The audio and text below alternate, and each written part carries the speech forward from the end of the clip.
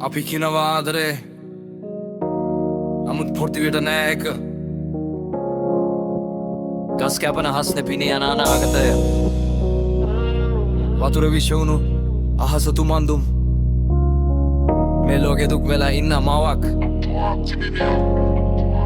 පුකිවිල වක්ද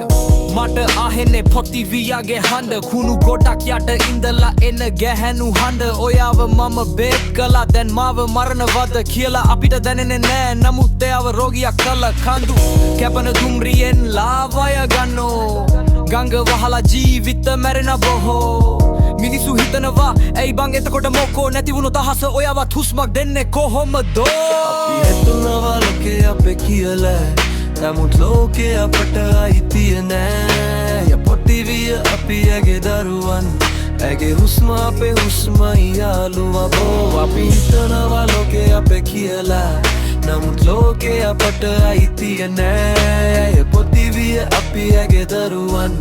ඇගේ හුස්ම අපේ හුස්මයි යාළුවා බෝ වතුර පෙනෙන්නේ කුණු නෙවෙයි පෙනෙන්නේ අපේ ලෝභය ගස් කැප අතේ තියෙන්නේ මුදල් නෙවෙයි නියම දුක අපි ගොඩක් ද හදනවා නමුත් කිසිම දෙයක් තබන්නේ නැහැ අනාගතයට අතක් දෙන එක අද අපි අමතක කරනවා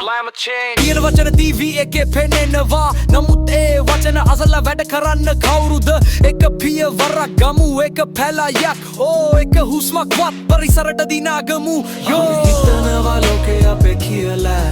නමුත් ලෝකේ අපට අයිතිය නෑ පොටිවිය අපි ඇගේ දරුවන්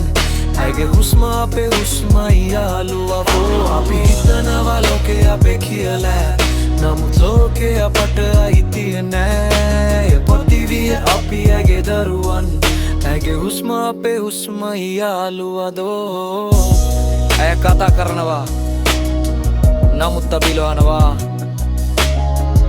අපේ පන ඇගේ පන එකම රේගාවක් මතක තියාගන්න මති පූතියර අයත් නෙවෙයි පුඩේ රාකර ඇයිතයි